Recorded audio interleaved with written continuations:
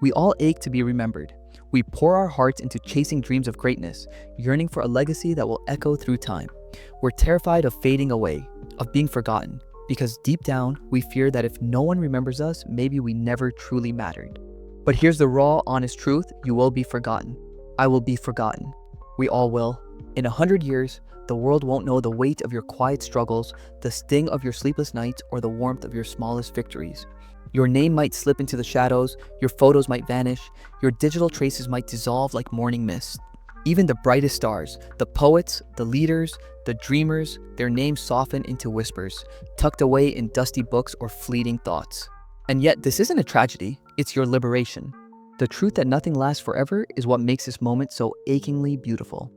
Knowing your time is finite strips away the pressure to be perfect, to carve your name into the stone of eternity. It hands you the freedom to simply be, to live, to feel, to breathe in the now without the weight of forever pressing down on your shoulders. When you let go of the need to be remembered, something shifts. You stop living for the applause of strangers or the approval of history. You start living for the heartbeat of today, for the messy, glorious, fleeting moments that make you you. The way your laughter spills out when you're with someone you love. The quiet ache of watching rain streak down your window. The spark in your chest when you create something, whether it's a painting, a meal, or a kind word that no one else may ever notice but that lights up your soul. Think of a flower in the wild. It blooms with all its fragile beauty, not because it dreams of being immortal, but because it was born to shine in its one brief season. It doesn't grieve when its petals fall, it doesn't fear being forgotten. It simply is. So why do we carry that fear? Why do we let it dim the brightness of our own fleeting season? The lie we've been sold is that our worth lies in being remembered.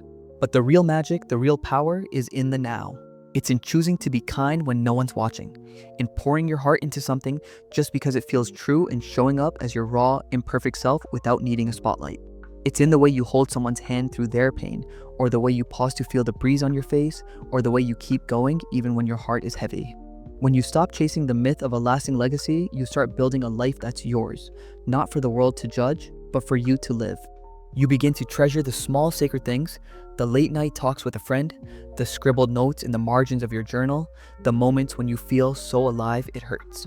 Those moments don't need to be etched in history to matter. They matter because you felt them, because they shaped you, because they were real. Here's the quiet truth: the people who move the world aren't always the ones obsessed with being remembered. They're the ones who are fully, fiercely here, living with courage, loving with abandon, creating without fear of being misunderstood. They're not trying to cheat death, they're too busy savoring life. Yes, one day your name might fade, but right now, you are here. Your heart is beating, your breath is warm, you have this one wild, precious life to shape, not for the history books, not for the crowds, but for the quiet beating truth of who you are. So let go of the pressure to be legendary. Let go of the need to be anything other than human. Cry when your heart breaks, laugh until your sides ache, create something that sets your soul on fire. Even if it's just for you, hold the people you love a little tighter. Forgive yourself a little faster. Be curious, be messy, be real. You are a fleeting spark in the vast, ancient cosmos, a single note in its endless song. The universe might not hold onto your name forever, but in this moment, you are the universe. You are alive, feeling, creating, loving. And that, my friend, is more than enough.